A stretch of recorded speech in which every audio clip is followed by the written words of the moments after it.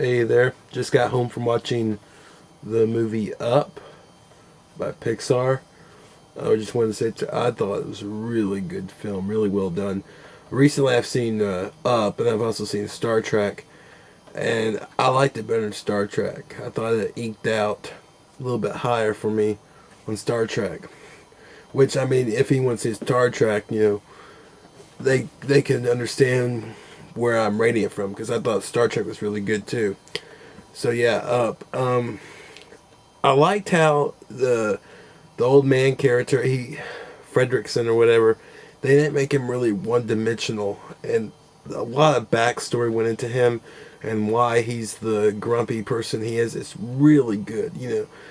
They could have just made him a bitter old man, and people would take that at face value and run with it. But they put so much into the character.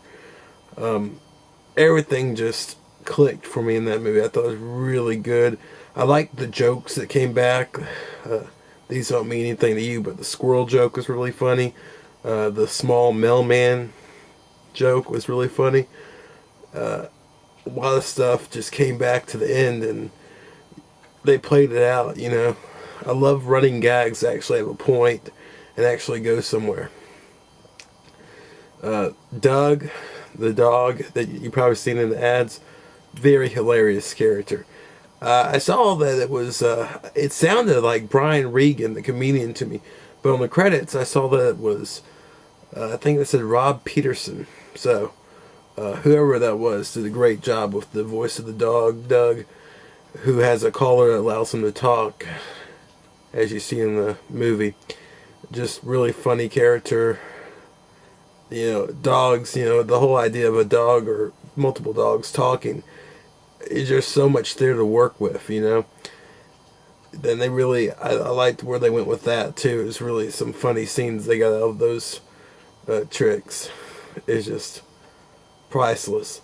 It's a charming story, but you think it's just going to be, funny and cute and stuff, but it also, it has some sadness to it, which really makes the better times so much, better.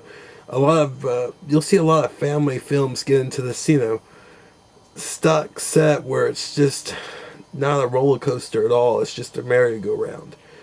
Everybody ends up how they were. It's, all happy-go-lucky and stuff. But this is actually, it had ups and downs, and I really appreciated that as a viewer. I think it's one of those films that transcends just being for children. I liked it. I'm a 24-year-old man, I guess you could call me, man. And yeah, it seemed like everyone could take away something from that movie, or see characters in it that they want to idolize and be, or say, they can relate to. I didn't see the 3D version. I just saw the non-3D version. I didn't even know there was a 3D version. But I almost feel tempted to go back to see, if there's that much 3D in it. It seemed to me, watching the 2D version, the 2D, that a lot of stuff, they didn't have a lot of scenes that really panned out for that, like stuff going right at the screen too much, where you would go, oh, that must be an obvious. A lot of 3D movies go for the obvious 3D stuff, so it may not matter as much if you don't see the 3D version. So I don't know, but yeah, I recommend it, highly recommended. Really good film. Pixar, they're just a beautiful company. They've done some great movies. I remember I was looking on Dig a while back, and they did a thing with Pixar's 9 biggest movies, I think.